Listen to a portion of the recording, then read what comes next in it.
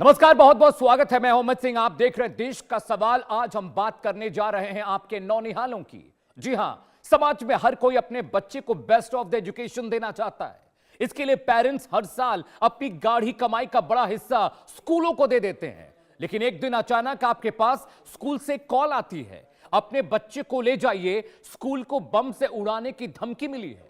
और ये कॉल सुनते ही आपके प्राण सूख जाते हैं, आपकी धमनियों में खून का दौरा बढ़ जाता है, बच्चे की शक्ल आपकी आंखों के सामने नाचने लगती है। आप जहां हैं, जिस भी हालत में हैं, स्कूल की ओर भागते हैं। यह बेचैनी तब और बढ़ जाती है जब आपका कलेजा, आपके कलेजे का टुकड़ा आपके सामने ना आ जाए। और फर्ज करिए महीने में ऐसी एक आध दर्जन वारदातें हो जाएं तो कमजोर दिल वाले तो अपनी जान ही गंवा देंगे। आज देश का इस सवाल में इस मसले पर हम बड़ी चर्चा, बड़ी बहस करने जा रहे हैं। लेकिन एक्सपर्ट्स क्या कहते हैं, जरा वो भी सुनिए।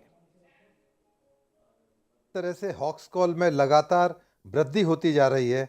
बड़े बड़े नामी स्कूल, चाहे बॉम्बे हो, दिल्ली हो, बेंगलुरु हो, लगातार इस तरह के कॉल्स और ईमेल्स आ रहे हैं जिसके अंदर बॉम्ब ब्लास्ट की जानकारी है और किसी तरह से असामयिक तत्वों द्वारा अपराध के बारे में जानकारियां दी जा रही हैं। ये स्कूल प्रशासन के लिए, सरकार के लिए, तमाम इंटेलिजेंस एजेंसीज के लिए एक बहुत बड़ा चैलेंज है। परंतु इसमें ये पाया गया है कि लगभग 99% जो कॉल्स आती हैं वो फेक कॉल्स होती हैं। वो केवल और केवल भय का आतंक फैलाने के लिए, पैनिक करने के लिए, क्रिएट करने के लिए की जाती हैं। स्कूल में कई बार बच्चों के द्वारा भी की जा रही हैं जिससे कि वो स्कूल में ना जाना पड़े, या कोई एग्ज़ाम हो, या कोई प्रिपरेशंस हो, और या कुछ शरारत करने के लिए भी इस तरह की कॉल्स कई बार आई हैं। इस बारे में तमाम तरह की कवायद की जा सकती हैं, चाहे एयरपोर्ट्स हों, चाहे स्कूल हों। इसको हल्के में नहीं लिया जा सकता, लाइटली नहीं लिया जा सकता। इसलिए इसके बारे में तमाम SOPs बनाई गई हैं। जैसे ही इस तरह की कोई कॉल आती है या ईमेल्स मिलता है तो उसकी इन्वेस्टिगेशंस के लिए स्पेशल सेल्स को एनफोर्स किया जाता है। बॉम्ब डिस्पोजल स्क्वाड है, उसको तुरंत वहाँ रश किया जाता है, भेजा जाता है। डॉग स्क्वाड भेजा जाता है। स्निफर डॉग्स तमाम स्कूल की, तमाम एयरपोर्ट्स की, तमाम प्लेन्स की बारीकी से जांच करते हैं कि कोई ऐसा बॉम्ब या इस तरह की कोई केमिकल रखा तो नहीं है, प्लांट तो नहीं किया गया है। और तमाम तरह की साइबर इन्वेस्टिगेशंस इसके बारे में की जाती हैं। तो आपने एक्सपर्ट्स को सुन लिया, अब जरा देश का सवाल भी सुनिए जिस पर हम लगातार चर्चा करने वाले हैं। पहला सवाल, स्कूल को बार बार धमकी देने वाले पकड़े क्यों नहीं जाते हैं? यह सिलसिला लगातार क्यों चल रहा है? सवाल नंबर 2 आपकी टीवी स्क्रीन पर है। ज्यादातर धमकियां नकली होती हैं, इसे कैसे रोका जाए? पीसीआर सवाल मेरे साथ साथ चलाइए। सवाल नंबर 3, ईमेल कॉल के जरिए आने वाली धमकियों पर कार्रवाई क्यों नहीं होती? सवाल नंबर 4, क्या स्कूलों की सुरक्षा और बेहतर बनाने की जरूरत है?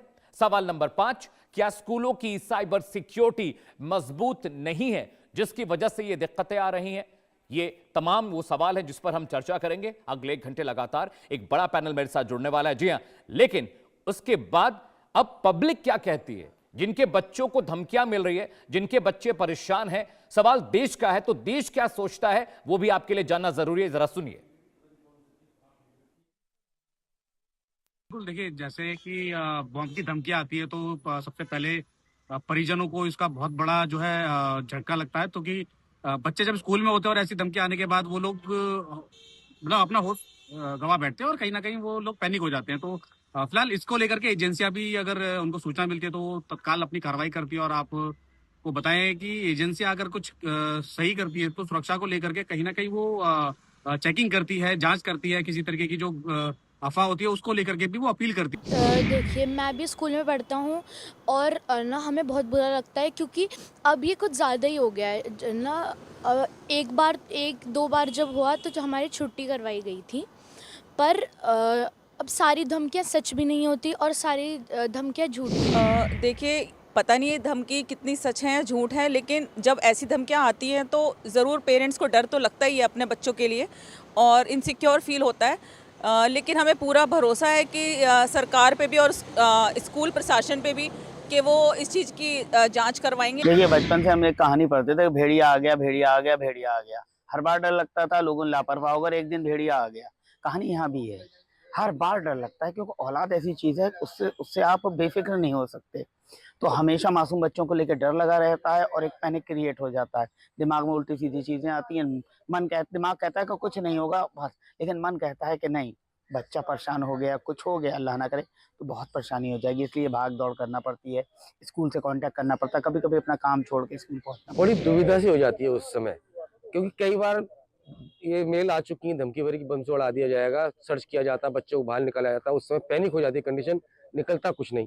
अच्छा, विश्वास करो ना विश्वास करो तो हो सकता है बाई चांस किसी दिन कुछ घटना ना हो जाए, तो डर तो लगता ही है। इस तरीके की घटनाओं को रोकने के लिए थोड़ा सा हमारी आईटी इंडस्ट्री या पुलिस की आईटी को कुछ ना कुछ एक्शन लेना चाहिए कि मेल का पहले उसका ऑथेंटिकेशन चेक करना चाहिए, कहाँ से आ रही है, क्यों आ रही है, कोई रैकेट है, ये क्या करना चाहिए। इस सोसाइटी में, समाज में जो है पैनिक फैलाने का काम करती है। तो आपने पेरेंट्स की चिंता को देख लिया, समझ लिया कितना मुश्किल है कि आपका 4 साल का बच्चा, 5 साल का बच्चा स्कूल में पढ़ रहा है, अचानक स्कूल से कॉल आती है कि भाई बम की धमकी मिली, बच्चे को ले जाइए। क्या हालत पेरेंट्स की होती होगी। अब सोच के देखिए कितना मनोवैज्ञानिक दबाव पेरेंट्स के ऊपर है वो। और हालत उन स्कूलों की है जो दिल्ली एनसीआर के सबसे महंगे, सबसे बड़े रसूखदार स्कूल है, जहां लाखों रुपए महीने की फीस जाती है। लेकिन जरा मैप के जरिए आपको बताते दिल्ली एनसीआर में वो कौन कौन से इलाके हैं जहां पर आपके नौनिहालों की जो सुरक्षा बहुत मुश्किल में। मैं दिल्ली एनसीआर का डेटा आज लेकर आया हूं देश के सवाल में, और आपको समझना पड़ेगा। दिल्ली, गुरुग्राम, फरीदाबाद, नोएडा, गाजियाबाद, ये वो इलाके हैं जहां पर सबसे ज्यादा स्कूल हैं और यहीं पर सबसे ज्यादा थ्रेट परसेप्शंस आए हैं। ईमेल के जरिए, हुक्स कॉल के जरिए, स्कूल परेशान, प्रशासन परेशान, पुलिस परेशान, बम स्क्वाड परेशान, लेकिन कोई मिलता नहीं है। कहां पे है, क्या है। गाजियाबाद देखिए, दिल्ली एनसीआर का मैप आपके टीवी स्क्रीन पर है। गाजियाबाद, नोएडा, फरीदाबाद, गुरुग्राम, दिल्ली, ये 4-5 जो बड़े शहर हैं, यहां पर जो स्कूलों की हालत बहुत खराब है। सोचिए कि नोएडा जैसा वहां पर प्रतिष्ठित, गाजियाबाद, गुरुग्राम, फरीदाबाद में प्रतिष्ठित स्कूल हैं, बड़े बड़े महंगे स्कूल हैं, ऊंची ऊंची इमारतों वाले स्कूल है, वहां पर बम की धमकी आती है, पूरा स्कूल खाली करा दिया जाता है, बच्चे भागते हैं, भगदड़ मच जाती है पेरेंट्स के अंदर। और सोचिए कि बच्चों पर कितना मनोवैज्ञानिक दबाव होता होगा जब उनको पता चलता होगा जिस प्रीमाइसिस में वो पढ़ रहे हैं वहां पर बम होने की खबर आ गई। अगले ग्राफिक्स पर आते हैं। आज देश के सवाल में पूरा इसका पोस्टमार्टम करने जा रहे हैं कि आखिर कौन है इसके पीछे, कैसे ये सब चीजें हो रही हैं और प्रशासन, स्कूल की क्या क्या गलतियां हैं। दिल्ली एनसीआर में कितने स्कूल हैं, जरा नंबर्स, आपको डेटा बताना जरूरी है, और नंबर्स पता होंगे आपको तभी आप कनेक्ट कर पाएंगे जो मुश्किलें, जो प्रॉब्लम है। चलिए आपके स्क्रीन पर मैं दिखा रहा हूं। दिल्ली में 5556 स्कूल हैं। ये दिल्ली के अकेले स्कूल की बात कर रहा हूं। अगला स्कूल देखिए, नोएडा में 152 बड़े प्रतिष्ठित स्कूल हैं, सरकारी प्राइवेट मिलाकर। गाजियाबाद की बात करें तो 455 से ज्यादा स्कूल गाजियाबाद में है, यानी करीब करीब 456 स्कूल गाजियाबाद में। फरीदाबाद की बात करें तो 1000 से ज्यादा स्कूल फरीदाबाद में, करीब 1083 का डेटा आपकी स्क्रीन पर आने जा रहा है। उसके बाद गुरुग्राम की बात करें, दिल्ली से सटा बहुत करीब इलाका है, नोएडा एनसीआर का इलाका है गुरुग्राम, 300 से ज्यादा स्कूल वहां पर है। सोचिए कि 10,000 के आसपास स्कूल अकेले दिल्ली एनसीआर में है, और ऐसी स्थिति में स्कूलों की सुरक्षा को लेकर, मानकों को लेकर इतने सवाल खड़े हो रहे हैं। मोटी मोटी फीस ये स्कूल वसूलते हैं आपसे, पेरेंट्स अपने कमाई, गाढ़ी कमाई का लाखों रुपया हर साल स्कूलों को दे रहे हैं, लेकिन सुरक्षा के नाम पर क्या है, 4 गार्ड खड़े कर दिए जाते हैं, 4 सीसीटीवी कैमरे लगा दिए जाते हैं, बसों में एक आदमी तैनात कर दिया जाता है। लेकिन ये तय कौन करेगा, ये सुरक्षा तय कौन करेगा, मानक कौन बनाने वाला है, मौत की ट्रिंग ट्रिंग कैसे रुकेगी, स्टेक होल्डर्स कौन कौन से हैं जिसके ऊपर ये जिम्मेदारी है कि स्कूलों की सुरक्षा हो, ये कौन देखेगा, कौन समझेगा। स्टेक होल्डर नंबर 1 आपकी स्क्रीन पर है, केंद्रीय माध्यमिक शिक्षा बोर्ड यानी सीबीएसई एक बहुत अहम स्टेक होल्डर है जिसको इस बारे में जानकारी रखनी जरूरी है। स्टेक होल्डर नंबर 2 आपकी स्क्रीन पर आने जा रहा है। इनकी जिम्मेदारी होती है, राज्य शिक्षा विभाग की बहुत बड़ी जिम्मेदारी है कि यह तय करें कि भाई स्कूल के जो सुरक्षा मानक हैं वो कैसे हैं, सही है कि नहीं है, इस पर चर्चा इन्हें करनी चाहिए। अगला स्टेक होल्डर कौन है भाई, जिसकी जिम्मेदारी है, राष्ट्रीय आपदा प्रबंधन प्राधिकरण यानी एनडीएमए की भी जिम्मेदारी होती है कि स्कूल की सुरक्षा व्यवस्था के बारे में ये बार बार बात करते रहे, हालचाल पूछते रहे। राष्ट्रीय बाल विकास अधिकार संरक्षण आयोग, एनसीपीसीआर का नाम बहुत सुना होगा आपने, यह भी एक स्टेक होल्डर है जो स्कूलों की सुरक्षा, उनके मानकों को तय करते हैं। स्थानीय निकाय यानी नगर निगम जो कमिश्नरेट्स हैं, उनकी भी जिम्मेदारी होती है कि स्कूलों के अंदर क्या चल रहा है, कैसे चल रहा है, इसकी जिम्मेदारी उनके ऊपर भी है। उन्हें भी ये मानक तय करने होंगे, जांच पड़ताल करनी होगी, इन्वेस्टिगेशन करनी होगी, इंफॉर्मेशन देनी होगी, इंफॉर्मेशन लेनी होगी, तभी जाके हमारे आपके बच्चे इस मौत की ट्रिंग ट्रिंग से बच पाएंगे। अगले ग्राफिक्स पर आते हैं, आपको दिखाते हैं कि और क्या क्या इंफॉर्मेशन और डेटास मैं आपको लेकर आया हूं। थ्रेट की जो अहम घटनाएं हुई हैं उसके बारे में भी आपको समझना बहुत जरूरी है। मैं बताने जा रहा हूं किस साल कितनी धमकियां मिली, उसका स्टेटस क्या है, नंबर्स आज आपके लिए लेकर आए हैं देश का सवाल में, और वो नंबर्स आप देखिए तो आपको समझ में आएगा कि आखिर क्या स्थितियां हैं, कैसे क्या कुछ हो रहा है। अगला ग्राफिक पीसीआर दीजिए, ये स्टेटस देखिए स्टेटस आपको दिखा रहे हैं। ये देखिए 2021 में 2 से ज्यादा मामले आए, नकली निकले। 2022 में एक होक्स कॉल आई थी, एक से ज्यादा, वो भी मामला नकली निकला। 2023 की बात करें, 2 मामले सामने आए थे, और जब इस पर इन्वेस्टिगेशन हुई पता चला भाई ये मामले भी नकली हैं, नकली धमकियां दी गई, नकली ईमेल किए गए। 2024 में आते हैं 200 से ज्यादा थ्रेट कॉल स्कूलों को आई थी और सभी नकली निकली जब इन्वेस्टिगेशन की गई। 2025 का आंकड़ा आपकी टीवी स्क्रीन पर है, 32 मामले सामने आए थे धमकियों के, सारे नकली निकले। 2026 इस साल की बात कर रहा हूं, अभी तक फरवरी तक 9 से ज्यादा होक्स कॉल आई हैं, और जब इन्वेस्टिगेशन की गई तो सारे मामले नकली निकले, फर्जी निकले, धमकियां आती रही, स्कूल परेशान रहे, ना कोई पकड़ा गया, ना किसी पर कार्रवाई हुई। लेकिन एक ग्राफिक्स और आपके लिए लेकर आए हैं, आज पूरा पोस्टमार्टम करने के हमारे नौनिहालों के पीछे कौन है, ये धमकियां देता कौन है, कौन वो लोग हैं जो धमकियां देकर डराते हैं और परेशान करते हैं स्कूल को, प्रशासन को, प्राधिकरण को, हम पेरेंट्स को। हमारे आपके बच्चे स्कूल में पढ़ते हैं। देखिए फैक्ट नंबर 1 आपके लिए लेकर आया हूं, ज्यादातर धमकियां नकली होती हैं। ये जो धमकियां आती हैं ज्यादातर इसमें नकली होती हैं। फैक्ट नंबर 2, आतंकी संगठन की कोई पुष्टि नहीं हुई, कभी कोई आतंकी संगठन का नाम नहीं आया, ना तो इसकी पुष्टि हुई कि भाई फलाना आतंकवादी संगठन ने धमाके की बम की धमकी दी है। फैक्ट नंबर 3 आपकी स्क्रीन पर आने जा रहा है। दर्शकों देखिए, कई मामलों के पीछे नाबालिग यानी बच्चे कॉल कर देते हैं, बच्चे मेल कर देते हैं स्कूलों को मजे लेने के लिए, परेशान करने के लिए। चौथा फैक्ट आपकी स्क्रीन पर आने जा रहा है, धमकी देने के पीछे कौन है। वीपीएन, विदेशी सर्वर के जरिए धमकी, यानी दुनिया भर के अलग अलग देशों में जो सर्वर्स हैं वहां से ईमेल आती है, धमकियां आती है, आईपी नंबर ट्रेस किए जाते हैं, एक्सटेंशन पकड़े जाते हैं, कार्रवाई नहीं हो पाती क्योंकि अमेरिका, यूरोप, जर्मनी से ईमेल आ रहा है। वीपीएन का इस्तेमाल करते हैं ताकि जो उनकी आईपीज है वो पकड़ी ना जा सके। इस तरह के मामले सामने आ रहे हैं, लेकिन इसमें नुकसान किसका हो रहा है दर्शकों? इस तरह की बातों से नुकसान दर्शकों बच्चों का हो रहा है, उनके बाल मन का हो रहा है, उनके मनोविज्ञान को भी समझना बहुत जरूरी है हमारे आपके लिए। इतना प्रेशर उनके ऊपर होता है पहले से ही, लेकिन फिर यह प्रेशर भी है कि भाई बम से स्कूल उड़ा दिया जा रहा है, टीचर्स को मार दिया जाएगा, स्कूल की बिल्डिंग गिरा दी जाएगी। एक बच्चा पढ़ाई पर फोकस करे या इस तरह के होक्स कॉल पर फोकस करे। अगला ग्राफिक्स आपको दिखाने जा रहे हैं किस तरह का प्रेशर बच्चों पर। देखिए बच्चों के बाल मन के, बच्चों का मनोविज्ञान समझिए।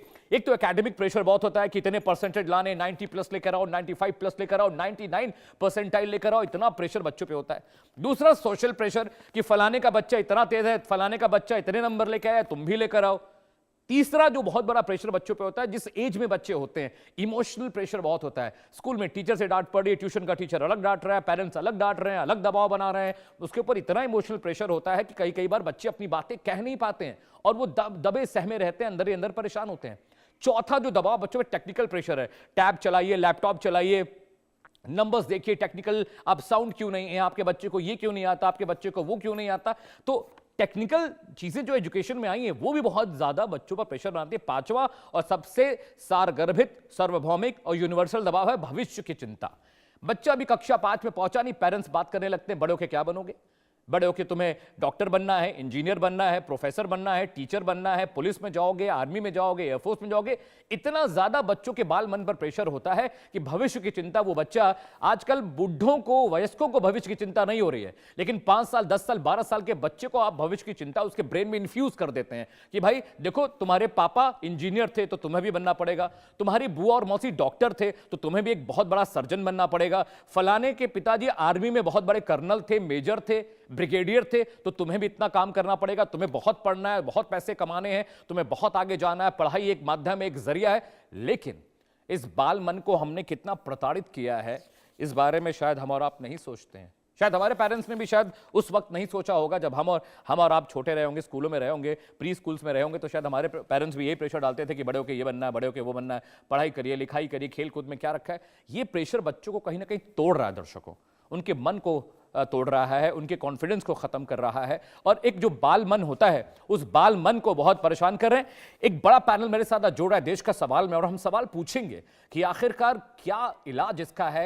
ये जो धमकियां मिल रही हैं फर्जी, कोई पकड़ा नहीं जाता, आईपी नंबर ट्रेस नहीं होते, मेल नहीं आता, इन पर आखिर किस तरह